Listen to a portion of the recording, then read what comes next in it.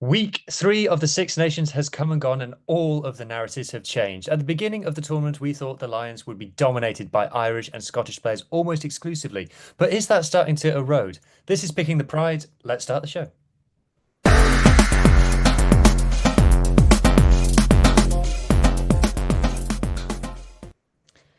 Joining me is the Rugby BC, Ben and Caolan. Good evening, gents. Good evening, how you doing? Good evening, gentlemen. Thrilled to be here as always. We're somehow only 3 weeks into the Six Nations. For some of us content creators, it feels like it's been going on for an awfully long time, but cracking on with the show. So this is where we discuss Lions chat. We talk about who over the course of the games has advanced their cause to be in a starting position for the Lions down in Australia. Who are the bolters? And we've got a juicy head-to-head coming at you in a bit. We're going to start off in the Don't Call It Twickenham Allianz Stadium. And Ben is going to talk. HQ. Yeah. Oh my God. I hate that. Um, and we're going to start with Ben talking about, was he the official man of the match in the end? Yeah, he was. Duhan van der Merwe. Big Duhan on the wing. I think, let's be fair, a lot of people would have had him down as a contender to start before this game. But in this series, we haven't spoken about him yet. And him being player of the match feels like a good excuse. Agreed. Yeah, a phenomenal performance from yesterday, although it was a losing cause. And I think it says a lot that he was awarded man of the match in a losing performance. Had a hand in all three tries. Third try, after a Stafford McDowell fantastic breakthrough, and then obviously finished off out on the wing. Unfortunately, couldn't convert it and couldn't take the win away from Twickenham and make it 5 in a row, sadly. But he was a player yesterday who just carried and carried and carried, and he was defensively sound yesterday as well, which has always been the question mark about him under the high ball. And he just didn't put a foot wrong. And I think that axis with Kyle's low in as opposed to Darcy because he felt the concussion after that awful collision with Finn Russell 2 weeks previously. I think that sort of back three worked really, really well yesterday. Their carry meters were, hundreds of meters between the three of them. But Van der Merwe for his finish, I think, just edged it for me out of the back three. He's just so strong. And I know he always plays well against England, but it's just a fantastic performance yesterday. And unfortunately, not to win was just the sad part of it. But he's just a player just in a Scotland shirt who, he's up there. He's just a very, very good player at the moment, and really happy with his performance yesterday, and hopefully to see that continue for the rest of the tournament. A few people having a bit of a go at him for not grounding it further under the posts, and just a general question of his switched onness in games. What do you think of that? Yeah, it's a good question. I had thought about this. I look back at it, and the thing is, it's 16-10 at that point. It's 2 minutes to go, or less than 2 minutes to go. All you're thinking about is probably just getting that ball down and giving someone who you trust, because Finn Ross is a fantastic kicker, of nailing that conversion. I don't think he had an awful. He maybe would be able to grab a couple of meters, and I can see you got the arrow up on the screen there. He is one of those players who will go outside as opposed to inside. I think it's just a nature of his. Whether he needs to work on that in the next few games over the summer, if he wants to run that Lions tour, perhaps. But unfortunately, it has perhaps contributed towards Finn Russell missing that conversion. But at the same time, Finn Russell does make those. He's got 80-85% kick success rate. But yeah, I think it's one of those where, in hindsight, you probably wish he had dived back in or at least tried to go past a player. But at the same time, you probably just think about getting the ball down just so that you have the points on the board and go back We've spoken about it before, though, haven't we? Even for like Edinburgh, he always seems to take pleasure in running as close to the touchline as humanly possible when scoring his tries. There's some yeah, kind of showboating thing going on there. it is somewhat frustrating. And I've seen some quite disparaging comments, and I'm loath to repeat them, but some have said that has he got a rugby brain? And I think some people are maybe suggesting that he does not have that rugby brain, but he still does things that very few rugby players can do on a pitch. It's just about getting him into that team spirit mindedness that maybe isn't always there. It's all about maybe an individual performance as opposed to a team performance. But it'd be quite unfair to pick out particular instances of where that's cost us. But yesterday, unfortunately, it seems to, I'd say it probably has. But at the same time, he is still racking up try after try after try against, opposition, across the world, Southern Hemisphere, autumn tests, every Six Nations. He's 33 and 45 caps now, or 46 caps. I can't think off the top of my head exactly, but obviously our leading try scorer a couple ahead of Darcy now, and there's maybe just some mental element of his game that needs to be developed, and whether that's something that needs to be focused on in the next couple of games, or whether Townsend needs to think about someone that just to take him aside and start to think about positioning and running a different line, because from that video you've shared, there was a line there that was narrower and would have been closer to the posts that he hasn't taken. So yeah, in hindsight, maybe that's something that we the Scottish setup need to think about. Yeah. Caolan, what's your thoughts? So if we're still assuming that the Lions are going to be a broadly are going to be Ireland and friends at this point, and fitting into the Irish system, how do you think Duhan van der Merwe fits into that? And is he similar to James Lowe, or are they different enough? Can you have both of them in the same team? James Lowe, someone we've spoken about in a previous episode. You can't for me, unfortunately. I think there's the kind of, the debate about like power wingers or left-footed wingers or whatever reminds me of like football, where it's like right back and left back aren't the same, and you don't know until you've actually played or tried to play both. You don't realize they're not the Mm. same. I think Duhan, as good and all as he is, I think they'll want another set of hands on the ball.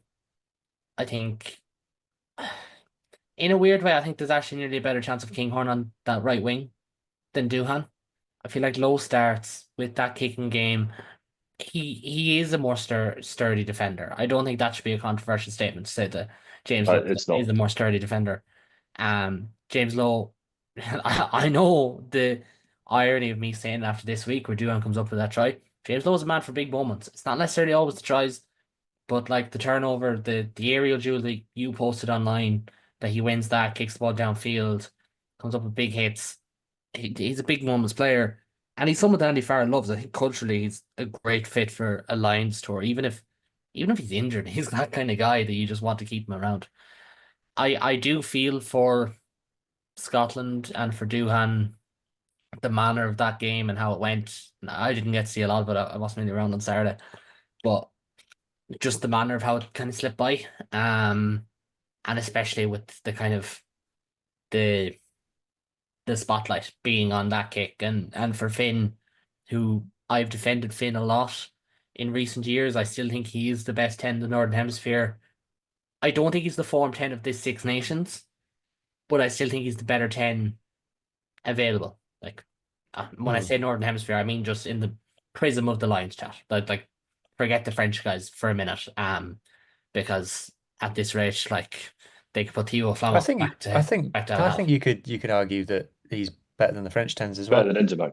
Entomac, Jalabert, Ramos. Yeah, probably. You guys know me. I'm a huge Jalabert fan. I think Jalabert is France's best 10. But Yeah. anyway, we're not here to discuss that. So But yeah.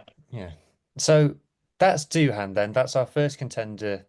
I think it's a slightly obvious contender, but I do think with to your point, Caolan, is if you assume James Lowe is starting, does that hamper his chances? And I think that's the question. So if we come to your contender now, Caolan, so we're working our way steadily through this Irish team, right? So we've already spoken about who have we spoken about? We've spoken about Prendergast. We've spoken about Porter. Has come Porter come up yet? Yeah, we've spoken about Porter. Spoken about Finley Beelum. Um, have we spoken about Dan Sheen? I think we have. Feels like we have. I have to check past episodes, but we've spoken about a lot, and we're going to be speaking about two more later in this episode who you might argue were more standout in this particular game. But even when you work through all those incredible players, you still end up with an incredible player with Ireland. And this week we are talking about the man Tadhg Beirne. So Scarlet's legend, um, reigning Pro 12 champion. Him and Caolan, John Barclay. tell me Yeah. a bit, tell me something about him I don't already know. I can tell you where to shove that comment. As a very heartbroken teenager in the Aviva leaving that day. No, look, there's nothing to be said about Tadhg Beirne that hasn't already been said, and might pull in my mic there because I realize it might be a bit too far away. He is what I said about James Lowe, what I said about Bundy Aki before, man for the big moments, and I think fuck it, I'm tired. I can just say what I want. I probably get a little bit of slack for this before, insofar as I reckon Ireland's most clutch players, ironically, are lads who aren't necessarily from Leinster. Tadhg Beirne is one of them. Peter O'Mahony, maybe not so much now, but was historically a clutch Mhm. player.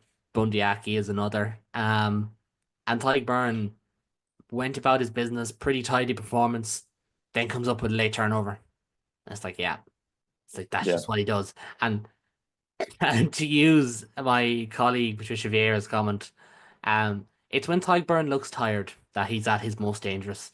If you think Tadhg Beirne looks like he's just out of a nice, relaxing nap, he won't play that well. If you think he looks like he's after fighting Mike Tyson, on ultra hard mode, then you know you're in for a battle.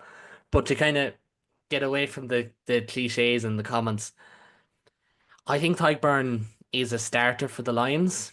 I think there's a question, like we said before, about how you make up that pack and whether you go for a three lock pack, whether you go for a little bit more heft. Do you put that heft in the second row through a McCarthy, maybe sacrifice the line out? If you sacrifice the line out, who's your line out option in the back row? They don't really have many of those, you know.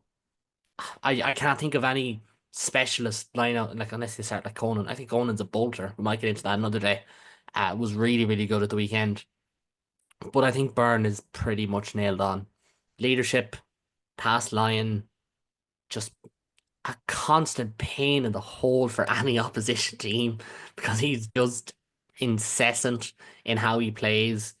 He's world class, and I think ultimately, yeah, I love that one. That's the second time that that's actually happened. So for anyone on audio, we're watching a video of Tadhg Beirne, that late turnover. Where he picks the ball up, referee says no, he puts it back down and just kind of gets over it. That happened 2 years ago when Munster bred Toulouse. The exact same thing happened. Wayne Barnes was referee. He was like, hands away. So he literally just reaches and hands the ball into the arms of Antoine Dupont that day. Wasn't that in the middle? Wasn't that in the middle of a ball or something like that? That It was was a ball, wasn't it? the I think. same thing, bottom of a ruck, where Okay. Wayne Barnes judged him. He's like, you weren't on your feet. And literally he went over to him afterwards. He was like, that was funny. Like, do you know what I mean? And Christoph Ridley, I'm sure, having encountered Christoph Ridley a few times, would have done the exact same thing. He's the same school as Wayne Barnes in that regard. But again, Tadhg Beirne, like it for me, it's him plus one. For me, it's him plus Itoje. But again, the question I grapple with from there is I'm not sure if that's enough heft, especially when, as we talked about before, if Tyke Furlong's an injury doubt, then do you squeeze in an Ollie Chesham, someone like that, into the back row for that little bit more grunt against a big Australian pack? But Beirne was magnificent. I think I'm probably one of Tadhg Beirne's harshest critics, but that's just simply because he is consistently very, very good. You can't give a guy 9 out of 10 every week. Do you know what I Yeah, mean? it's really annoying that he's like 9 out of 10 every week, and you go through the stats like if you're like me and you Yeah. go, well, Tadhg Beirne was amazing again. Like, and when you say about being tired, I think in the first Pro 14 season, Tadhg Beirne played every minute of every game for the Scarlets. Like that when he's all and he just like we I can think of one guy. I can't remember who it was against, but we won a game specifically because of him. Like he like in I think it was in like overtime, he won a turnover and we had a shot to poles to win it, and that if we didn't have Tadhg Beirne, we would have lost. Um, so yeah, so on your point about the heft, Ireland struggled at scrum time in this game, and maybe a lot of that was in the front row, but it got better in the second half.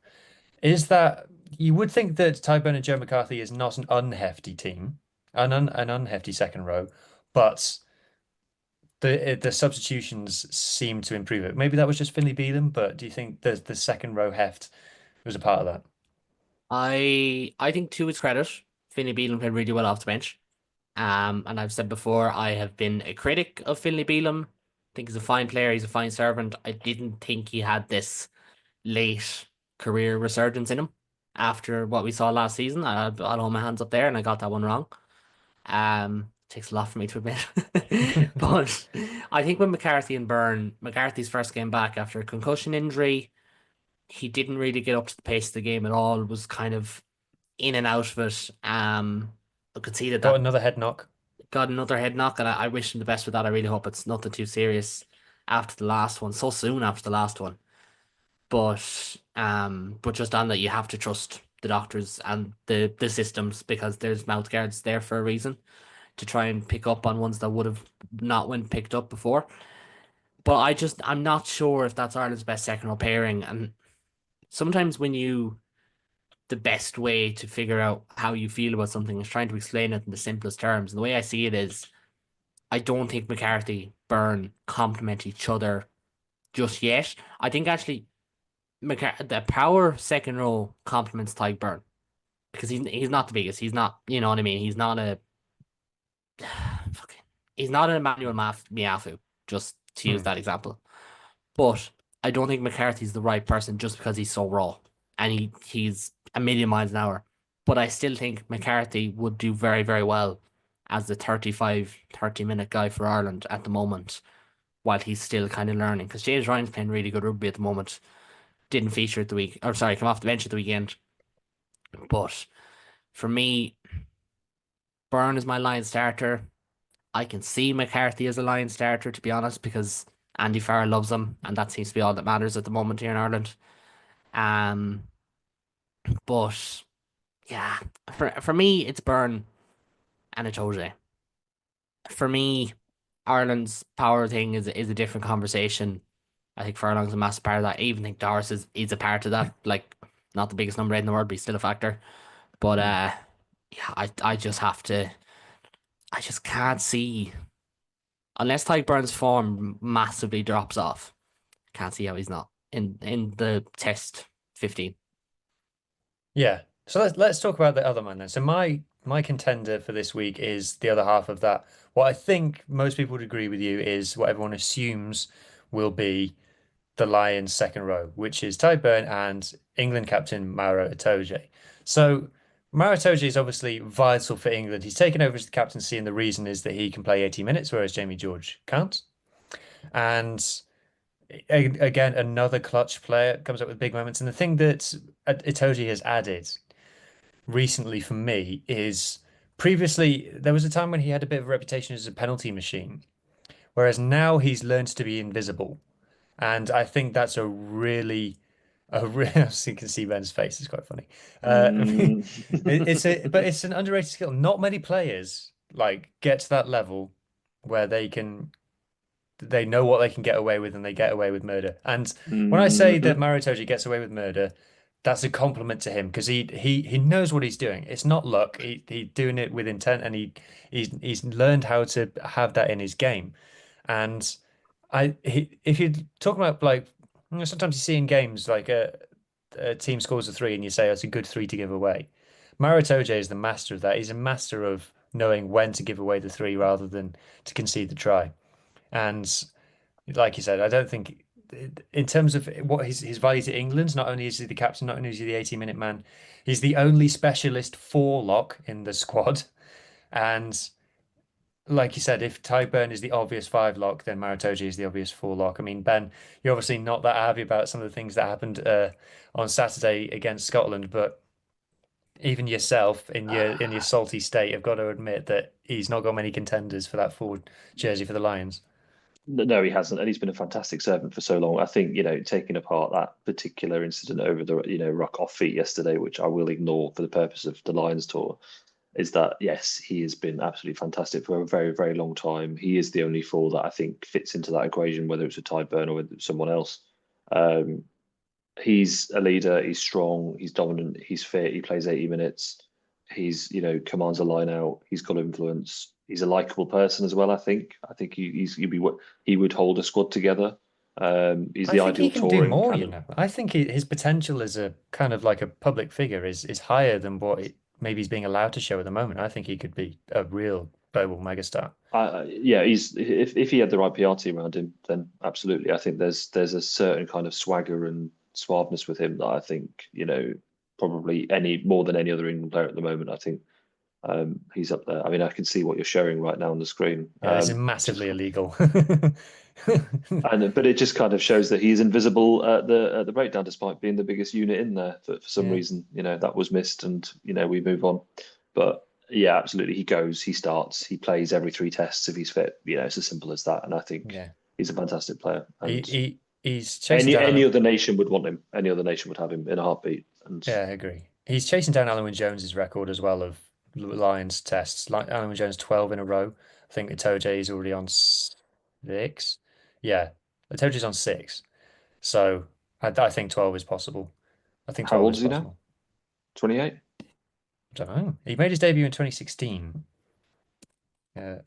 He started young though, didn't he? I think did he get his first cap at the age of 19 He or at is 20? 30. Okay, Oh, it says on so the whole yeah, bloody page that I had open a second ago. Anyway, um, and Caolan, to your point of what Farrell likes, I can't envisage Andy Farrell not picking him. I think, I think surely He's Andy Farrell would love Maro Itoje if he had him. he's everything that any coach would ever want. Like we said before we hit record, so I may as well share it. Or I said before we hit record, so I may as well share it. That if Maro Itoje did that against my team, I'd be absolutely livid. But as someone with absolutely no vested interest in that game, I loved it because it's just pure like I can do whatever I want. And you know what? That's what we should see more in rugby. I firmly believe that. More 7-1 bench splits, more illegal scrummaging, more completely off your feet, basically balancing off the ball that's on the ground. More of it once it doesn't affect me as and I can be a neutral. But I understand, I'm Ben, that's not your viewpoint on I'm the gonna I'm gonna push back very quickly on this. Not on your point, but someone said, and I don't know if this is firmly tongue in cheek or whether they were actually being genuine. They said that they heard Bruce yesterday saying, or Bruce, I might get the pronunciation of his name wrong, is that the reason he didn't ping it is that a Scotland player had been involved in tipping Itoje over the rock while he had the ball in his hands. I don't know if that's true or not because I didn't What's hear a that load of particular part of rubbish. the ball.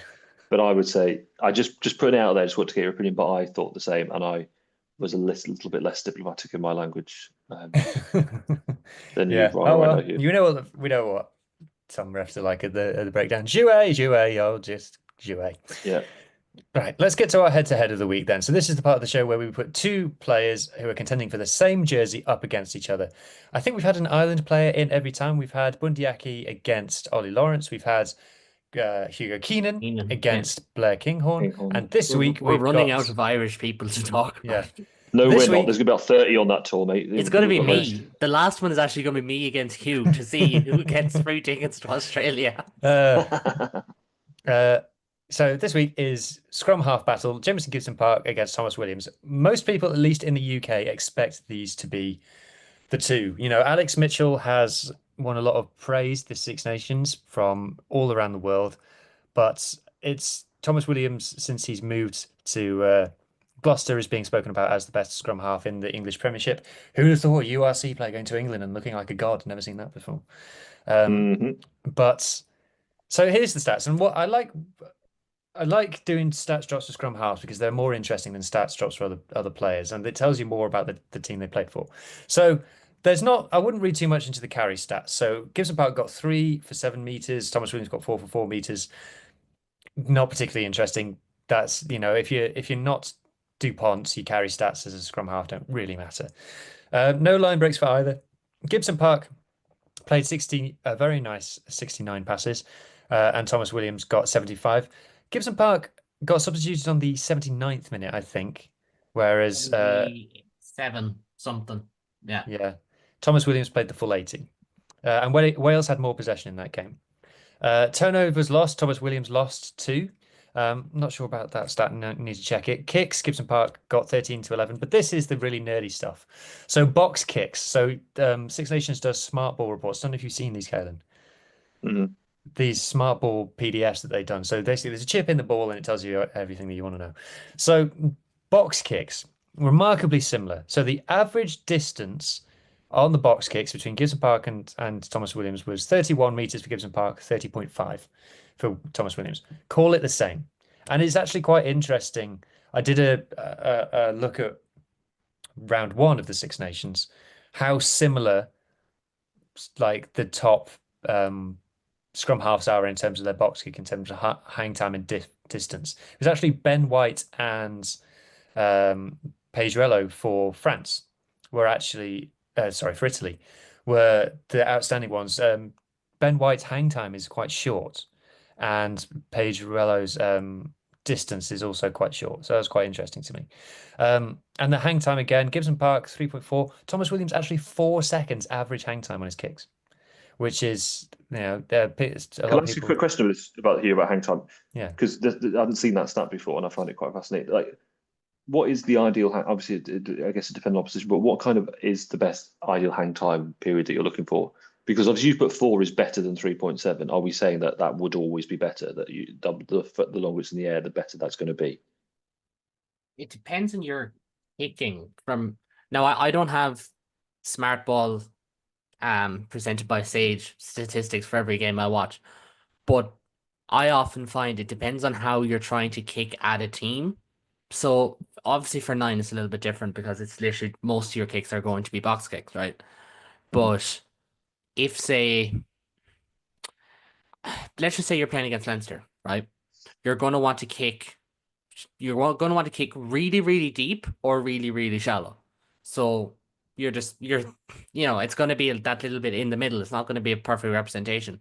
Whereas here and with Gibson Park, Ireland will often use him. He is their shallow kicker with Gibson Park as their clearing, or with Prendergast as their clearing kicker. The only difference was for this game, it was very much a split load. This was the most. Gibson Park had how many kicks is it there? 13 kicks 13. in the first 2 games combined. Well, your microphone's gone weird.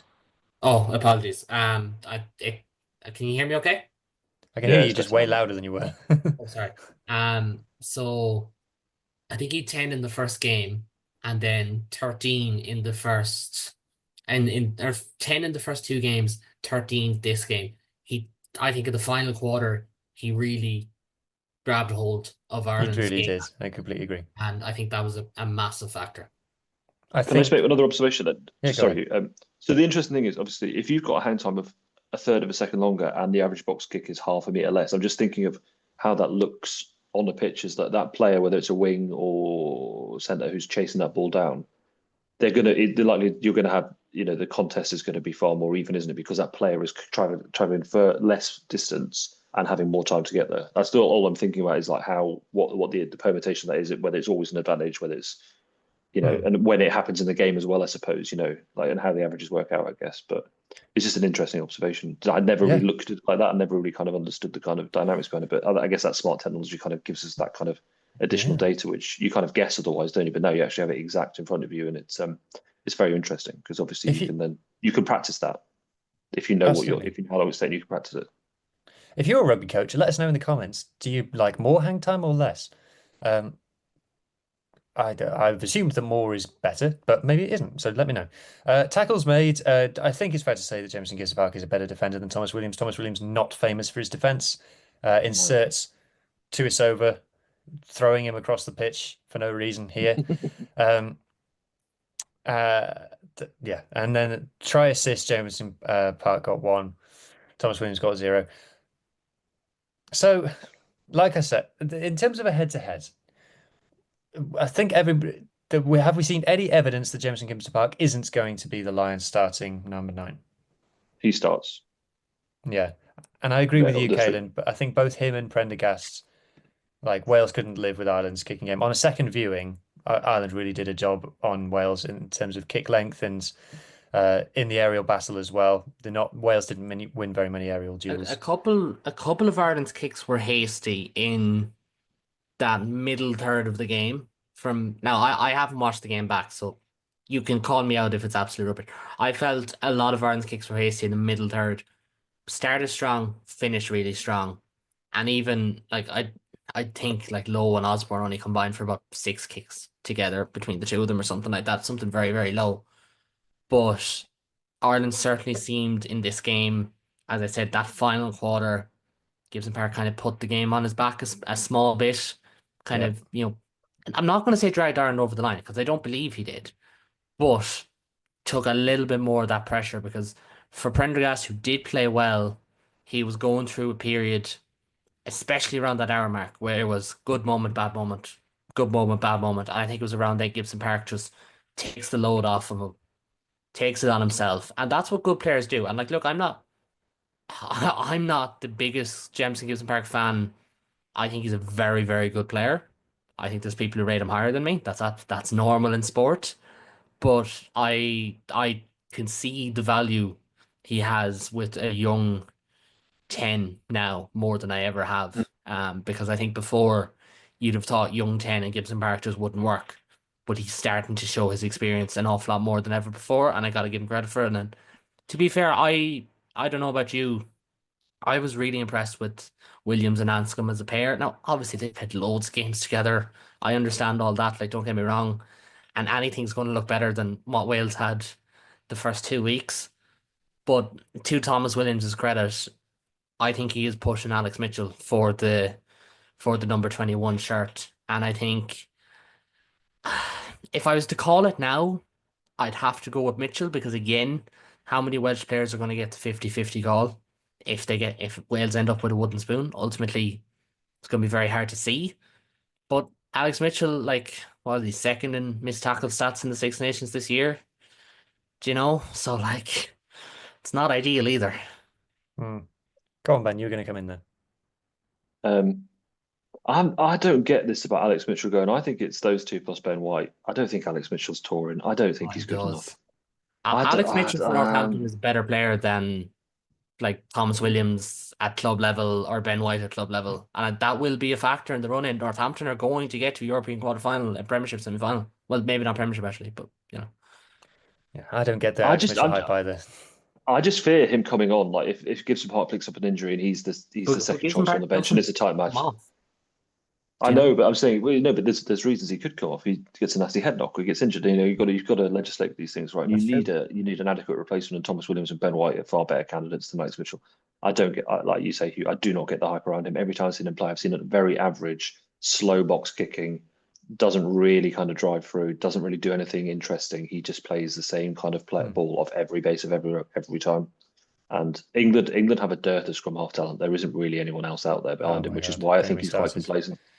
I'm not saying he's complacent, but it's easy to become complacent when you've not got that competition behind you. And I think, yeah, but like what the point I will agree with on Caolan is definitely about Gibson Park's maturity is that having that naive kind of less than 10 capped 10 on the back of him is that he has kind of taken that kind of maturity to the back line and holds it together. And I think if Prendergast is starting to struggle or things aren't really going his way when he's trying to pull a few different things off when the match is tight, then you've got someone on the inside of you just having that little word in your ear and just trying to calm things down and go back to basics. You take your time, let me take a bit of load off, let's play off 9 for 5-10 minutes and see how it goes, and just being that sort of kind of coach on your inside. I think that's what he'll do, and I think he's by far and away the best scrum half of the four home countries by a mile. I don't think there's anyone that comes close to him at the moment.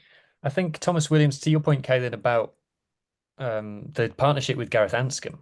Yeah, I totally agree. But also, when Anscombe went off, I thought that Thomas really stepped up and took control when he had Jared Evans on, who's not a controlling 10 and was much more of an individual. Whereas Thomas Williams was like, okay, we're playing off me now, and was fizzing some really nice passes and keeping up the tempo, which may be why he started to flag towards the end of the game because he'd left it all out there. But Did he come off? Or he did didn't play the full Yeah, 80. I was thinking, like, to be fair, and I think it's actually a testament to Thomas Williams that I didn't really notice Gareth Anscombe had come off. Granted, I was writing a match report. I should have noticed that the number 10 for one team had come off, but I actually just hadn't copped it. But I think that's on Thomas Williams too. I think he really did control things from a Welsh perspective, along with Anscombe. And I like myself and yourself did a preview pod of this game, and we talked about like the Welsh transition attack, the cohesiveness of the midfield, things like that. And I think all of those things came true. But as like it's very hard to say that Thomas Williams and Gareth Anscombe shouldn't be Wales's starting halfbacks, at least for the next two games, possibly even further. They absolutely should. I wouldn't change any of the 15 for the next game. Maybe I don't think that the dual open side worked, but there's a chat for another day. So that's our head to head. I think it's not really a fair head to head. I think it's a kind of it was convenient for this game, but everyone thinks that Gibson Park is going to be. If I may give a spicy take, if you're asking me who I'd want, Jameson Gibson Park or Antoine Dupont, in minute 10, I want Antoine Dupont.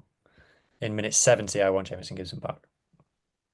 You mean like despite the fact that Antoine Dupont played 100 and both players played like 100 minutes in the Heineken Cup final last year, and who came up with the big moments at the end? It was Dupont. I'm talking about test level. I I'm talking know, about but test level. Munster, Jesus, Freudian slip of the highest degree. Munster against Toulouse in that Heineken Cup final was essentially test rugby. Now, I am not going to try and besmirch these players because I am so looking forward to this essentially matchup to win the championship, unless the funniest possible scenario happens and France beat Ireland and Scotland beat France, which is still a possibility given their record against them. But as much as I like Gibson Park and I like Itoje, I still think I can't put anyone on Dupon's level. Apart from, because we do have South African listeners, Bafta Clark, who of course has won 2 World Cups, I should say. And we all know. I think Remind us, guys. here We in know. 2025, Antoine Dupont is not capable of playing 80 minutes as a scrum half, and James Gibbs Park is at test level. So there you go. There's my reasoning. That part I don't disagree with. So moving on from the scrum half battle, then let's talk about our bolters. So good bolters this week. Excited to talk about these. Let's talk about the Irish one first. We're going to talk about Jamie Osbourne. Now, everyone that I've spoken to on offline previous to this moment is sick of hearing me say this, but I've seen Jamie Osbourne in person for the first time this weekend. I can't get over how huge he is. He's a fridge. He looks like he belongs in a garage. He looks like he should sleep in a garage, not in a bed. He's too big for a bed. He needs to sleep in a garage with other heavy machinery. Like I couldn't. Okay, I we couldn't get it. I couldn't fathom it, Caolan. But on second watching of the game back between Wales and Ireland, he really stood out. I think he would have been very worthy of a Player of the Match award. Yeah, I think further questions need to be asked about what size he is. No, I think Jamie Osborne, look, he's a fine talent. He's not much younger than me. I watched him at 20s level, and actually is one of the few players who came through at Leinster through the club system. I know you've spoken about this on your own channel, Hugh, and Squid Rugby has as well, about the Leinster model. Jamie Osborne, for me, is going to put pressure on Hugo Keane for the Ireland fullback spot for the reasons you listed. He's a big man. He dominates the air. He's got a very good kicking game. I think his distribution is a bit of a, you know, what's the term? Pandora's box situation. I know that's not Schrodinger's cat situation. No, I can't. Yeah, Schrodinger's cat situation, where I think it gets said that, oh, he's a brilliant distributor because he plays center. I actually think he's a pretty average distributor. He's actually just he's much better when he sticks the head down, runs through contact, kind of he runs very, very good lines. We've seen it for the try he set up against La Rochelle in the Heineken Cup this year. And at times in this game, took his try well. I know it's such a It's an sometimes unbelievable people try, hate to this. hear This about is it. a world-class try. I mean, that ball is going in row Z if James Lowe isn't 6'3", which he quite literally is. But Yes, but James Gibbs-Park has kicked it knowing that he is 6'3". yeah, but like so is fucking Tom Rogers. Anyways, it's good awareness from Jamie Osborne to be there as well. Don't get me wrong. And Ireland have scored a few of those tries in the past, so it would be remiss of me not to say that. Osborne's playing really well. He will put pressure on Hugo Keane in the future, especially with the way the kicking laws are going, and they're suiting bigger men who can dominate the air while also having the ability to cover ground. I can see him in that 23 shirt for the game against France. I would struggle to have him in my Lions squad right now, but similar to other players who cover many positions, the backline we mentioned before, I wouldn't rule him out. No, that has to help him. The fact he can cover fullback and He centre can and cover presumably wing as wing. well. Like Yeah. he can basically play the entire backline. Like 14 maybe not because he's a big left boot and you probably wouldn't get the most out of him. And that miss pass, ultimately, I don't like saying it, but ultimately you have to stick that pass in a Six Nations game. Do you know what I mean? Like, yeah, ring rush should probably be a little bit narrower. He doesn't need to be hugging the touchline. Still, it has to stick. And I think he will learn from that, absolutely. He has just improved game on game. Every big game he's played for Leinster and for Ireland. but it will stand to him the fact that he can play multiple positions. There's not a huge amount of utility backs, like true utility backs at the moment. I think actually because he's literally on another tab I've opened here. I think Tommy Freeman's probably the closest competitor to Jamie Osborne in terms of someone that they might look at like if we need someone to slot in at centre in midweek or someone to just put in number 23 shirt for a midweek game, those two could be very similar in that particular question. Osborne's not in my squad, but he's playing very well. And if he does get the number 23 shirt against France, he is likely to be in the Leinster 23 that will go deep in Europe. So very much an opportunity there. You a fan of him, Ben? Do you think that utility back status helps him? Yeah, I think so. Just depends on whether he continues that form from yesterday. I mean, that's a fantastic try that scored yesterday. That's the first time I've seen it, actually, because I didn't get to watch too much of it yesterday. But yeah, and again, it's just the Irish connection. That being Irish at the moment just is going to help you significantly with the Lions tour. You know, Well, because welcome back to the obviously, rest is politics as we talk about passports, apparently. yeah. Well, Kieran, I'm going to call Kieran Bracken out for this. I don't know if anyone saw his tweet yesterday. He said, "Oh, Duhan van der Merwe is suddenly Scottish." And I was like, "Kieran, you're born in Dublin to Irish parents, and I told you weren't good enough, and then you went and played in England. That was your backstory. Like, it's kind of hypocritical of you to come out." So I don't know if he was banning with that tweet. I don't think he was. I think it went straight over his head. But he's an Irishman that played for England, and I know he maybe came to England a little bit earlier than Duhan came to Scotland, but the point still stands. Like, it doesn't matter. Like, I hate this argument at the moment. And it tends to be the English media just roll it out every time we play each other, and it's just boring and it's tiring, and it's just like, let's move on. Like, every country that plays, not all your players are born in the country because of that's just how it is. Like, it's a good thing. Anyway, there we are. so yeah, Jamie The Osborne, rest of good. politics Yeah. is over. Yeah. Cool. Right. Let's move on to the part of the show. Oh no, we're already doing bolters.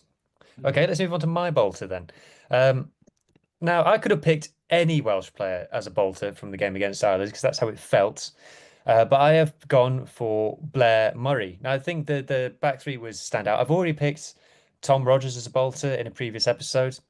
And we've already picked Jack Morgan as a contender. Trying to think if I've spoken about any other Welsh players. Have we just done Thomas Williams? But Faletau got anyway, mentioned, didn't he? who did? Faletau. Oh yeah, I said Faletau Yeah. was better than Doris, didn't I? Oh well. So uh, so I'm going Blair Murray this week. So look, so kind of when Gatland first named Blair Murray as a fullback against South Africa in the autumn, everyone thought that was weird. And I'll be honest, a bit of me still thinks that it's weird. So the back three that Wales played against Ireland is the Scarlets back three, but in the wrong order. So Tom Rogers is playing fullback for the Scarlets and Blair Murray on the wing. And I think based on what I saw against Ireland, I do think that wing is still his best position. He gets the ball a lot more at fullback, which I think might be some of the reasoning behind it, in that when you get the ball in his hands, stuff happens. Now, in Wales, it's become such a cliche that if you get a small winger with gas and great feet, you just say, oh, he's like Shane Williams. But if you could get like a Shane Williams kind of role where he's allowed to rove a bit more, and then you've got Tom Rogers and Ellis Mee, who are obviously taller men, more switching in that fullback row. But these guys play with each other so much, I feel like they could interchange. But anyway, bring it back to the Lions.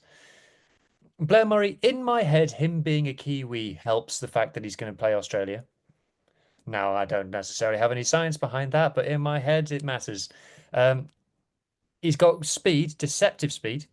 He's got great footwork, and he's just got that Kiwi natural rugbyness about him where he can see what to do and makes just generally good decisions. When I say I don't think he's a fullback, I think in the air he was found wanting a couple of times, and that might just be big man versus small man type thing. But as a winger, as someone who can cover the whole back three, he also said in an interview once that he can play 10.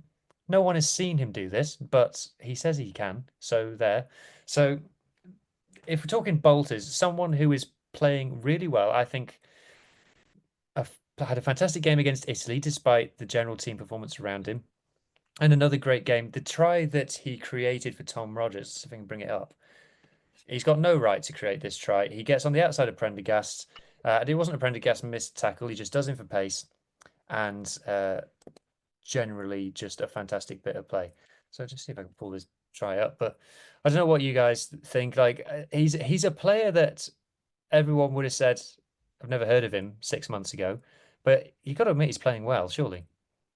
To be fair, that's two. Now there might be Welsh fans who think we're too Scarlets biased on this show, but that's two Scarlets players who decided to really show up. Blair Murray and LSB on debut. I thought both of them were really, really good. And look, I was more critical than others about Ireland. Nice Tom Rogers 1917 reference down there, but like, look at that for a finish. I just felt like with that back three, that I would struggle to say any of them didn't play as well as their opposite man, despite the fact Osbourne and Lowe in particular, I thought were really, really good. Thought that Welsh back three were brilliant. I really do. I thought they were absolutely brilliant in this game. And Murray, Rogers, and me, I'm not going to separate them because I didn't have as much of a focus on Wales or know as much about them as yourself, Hugh, obviously.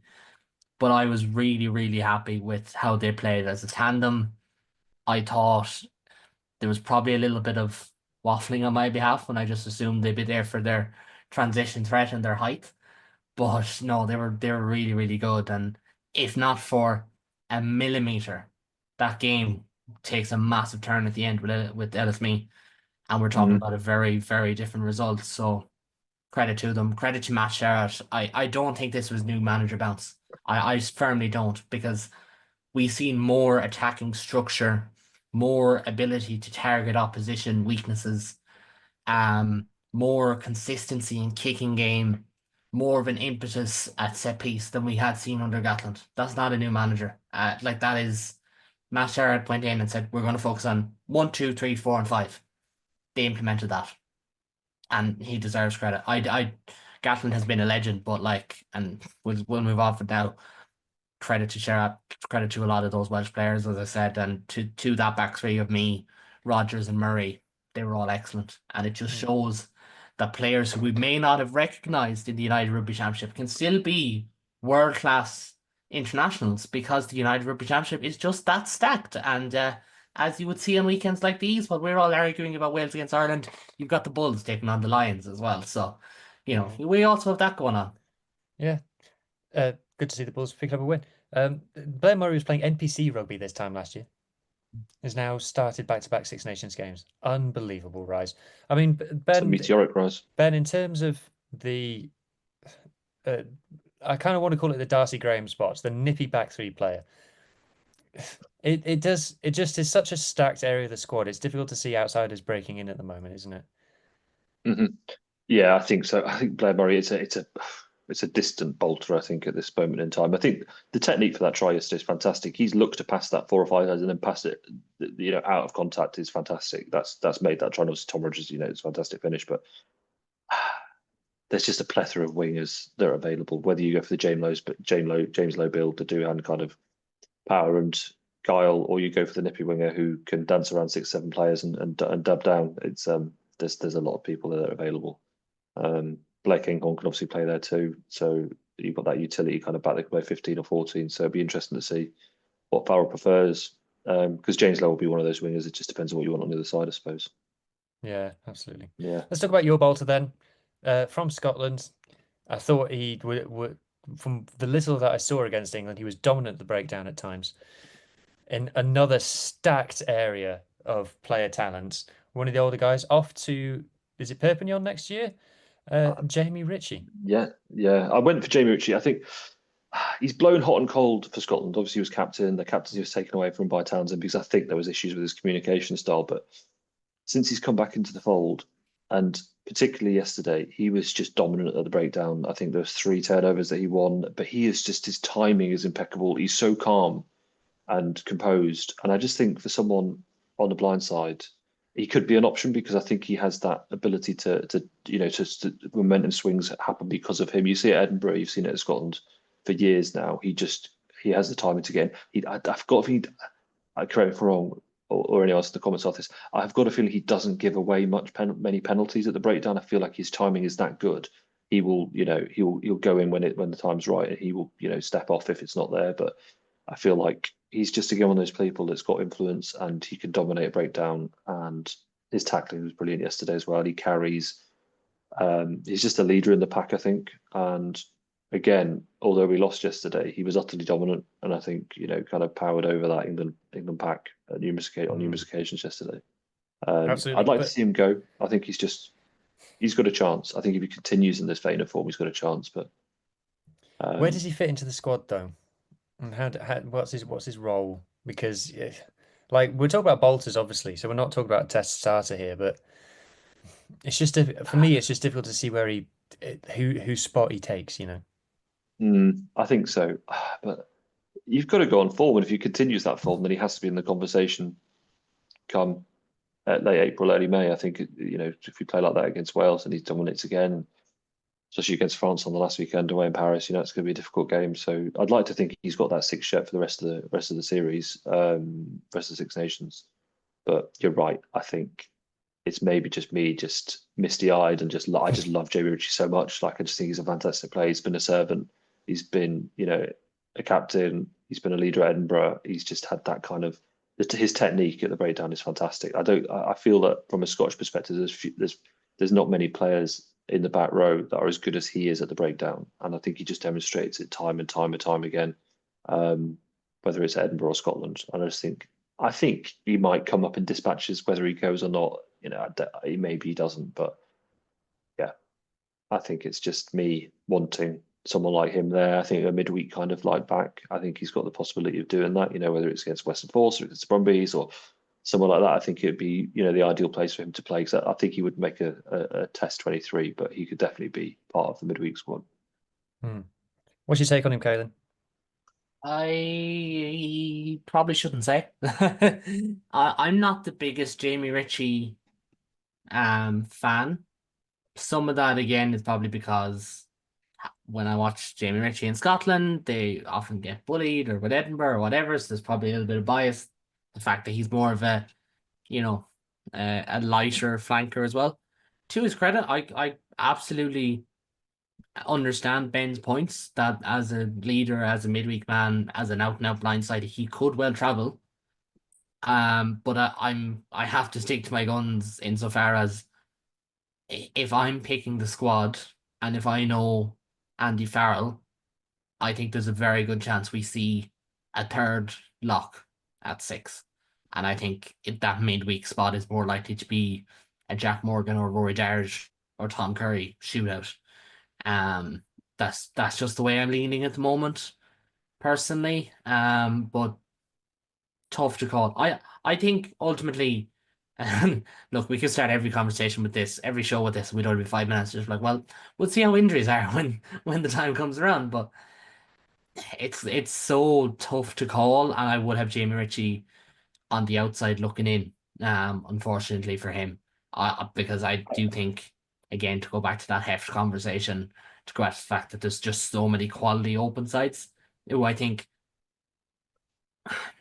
you can't compare players across positions, but if I was, I would probably have Morgan and Darge ahead of Ritchie and Van der Fleer and Curry. So it's a tough one. But I absolutely do agree with Ben's points about wanting, midweek leaders to be there. Now, I could very easily stand up here and say, well, Peter Manny was top tackler in an 80-minute performance where he also had like 8 carries and 5 line-out wins. But look, he is a former Test captain as well. But look, Jamie Ritchie would absolutely be deserving if he does get picked. But it would be remiss of me not to throw in the fact that Peter Manny is a Test captain. I guess the other thing is it depends on where your club is at the end of the season. Like as an Edinburgh fan, whether we finish top 8 or not is anyone's guess. And his season could be over by mid-May, late May.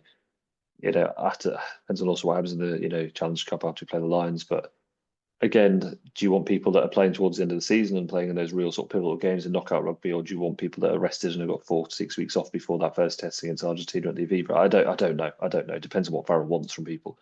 And also there's the injuries to consider. There's always going to be in a squad of that size 3 or 4 big names that drop out. We see it every single time. 3 or 4 people, whether it's Stuart Hogg when he went down there now, so that's horrible eye injury when he got knocked with Conor Murray, or whether it's other players like the most recent, and then when I think did Gatland have to raid the Scottish squad when they were in Australia to go to New Zealand in 2017, got Finn Russell, Greg Laidlaw, a few others. There was a huge injury crisis between I think the second and third test from memory. There's always going to be some big names that unfortunately miss out. It's just the nature of rugby. There are going to be people pick up injuries. It just depends on those positions and then who you've got. You're going to have a reserve list. Open side is a very high attrition position, so I think that's what helps Jamie Ritchie for me. All right, well, we've reached the end of the show. Those were our contenders, our bolters, and our head-to-heads. I'm sure everyone's got extremely strong opinions about everything that we've said. So slag us off if you want to.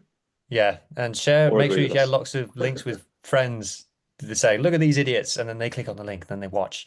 Especially South African fans, because I mentioned the fact that Antoine Dupont is world class. Yeah, I fully believe what I said about that, by the way.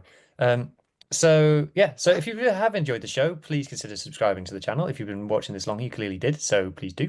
And we shall be back, not next week with Picking the Pride, the week after when the Six Nations is back. Sorry that we missed last week in terms of URC, just life got in the way for too many of us. We fully wanted to come and do a URC pod, we just didn't get to. Shout out to the Bulls for their win over the Lions yesterday. And just leaves me to say, enjoy the rugby, and I hope everybody's team wins. Cheers. On. Trot.